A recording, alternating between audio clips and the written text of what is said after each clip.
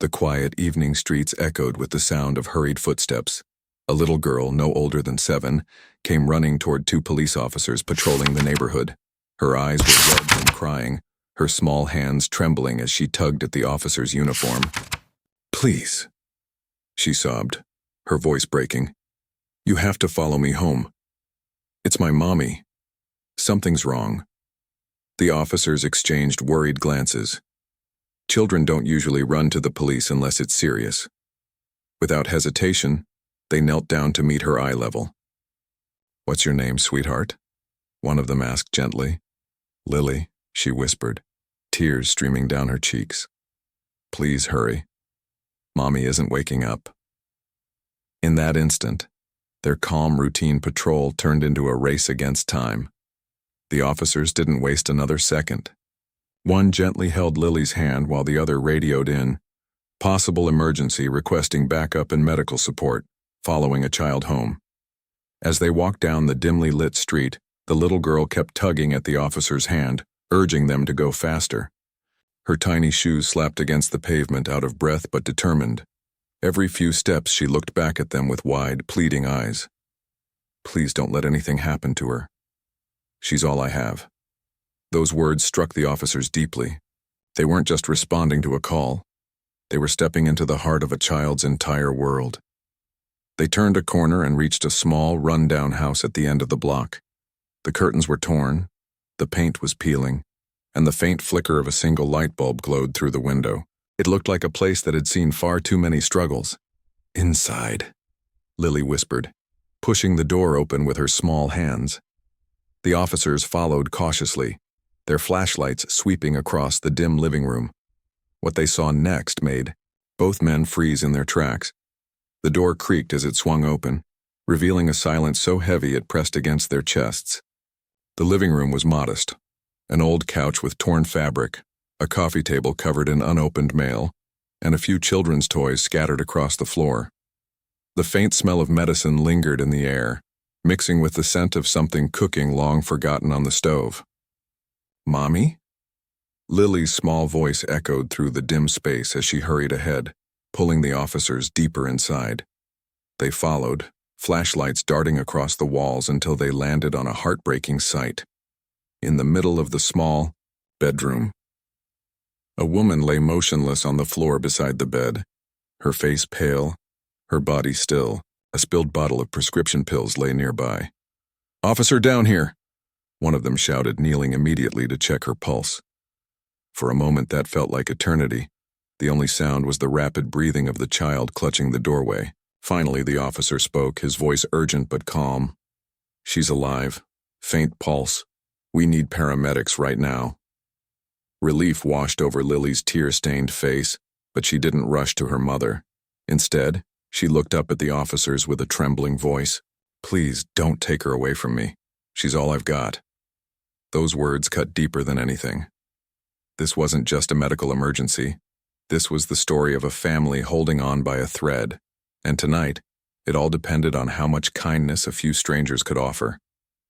Within minutes, the wail of sirens pierced through the night, growing louder until red and blue lights painted the cracked walls of the small home. Paramedics rushed inside with a stretcher and medical bags, immediately surrounding Lily's mother.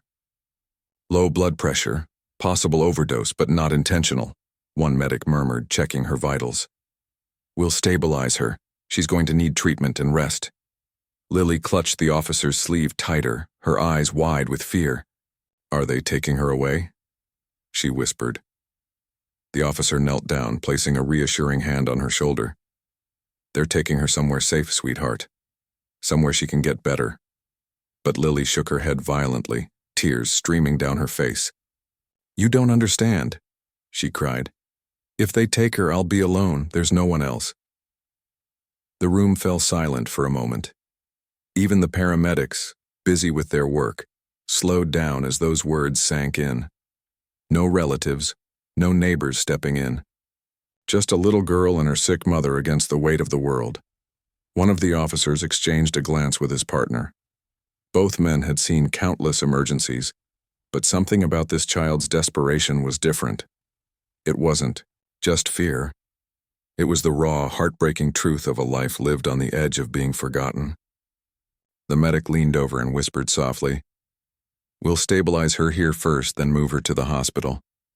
But she's lucky you found us, kiddo. You may have just saved her life." For the first time that night, Lily allowed herself a tiny, fragile smile.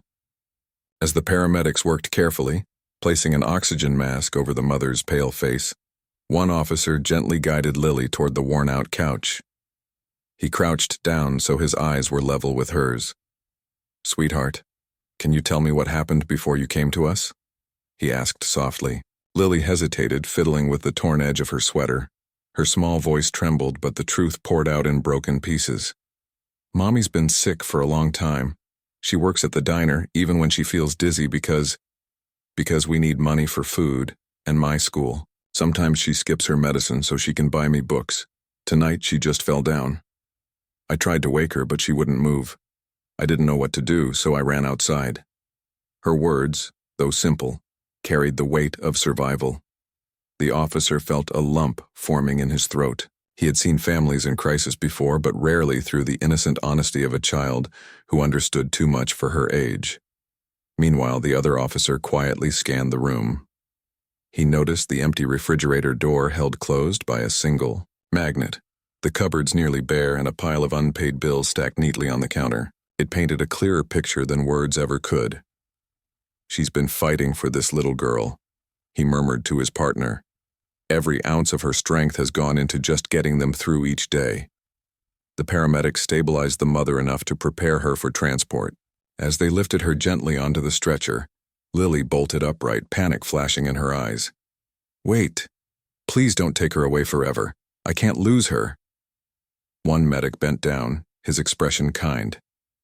"Don't worry, kiddo. We're not taking her away forever. We're taking her where doctors can make her better. You can visit her and she'll come home when she's strong again." But Lily still looked unsure. Her tiny hand reached out, clutching her mother's fingers until the stretcher was halfway through the doorway. It was the grip of someone who knew what abandonment felt like and was terrified of it happening again. The officers exchanged another glance. Something had to be done, not just tonight, but for the days that would follow. This wasn't just an emergency call. This was a family on the edge of breaking completely. For the first time, one officer quietly said what the other had already been thinking. "We can't just leave them like this."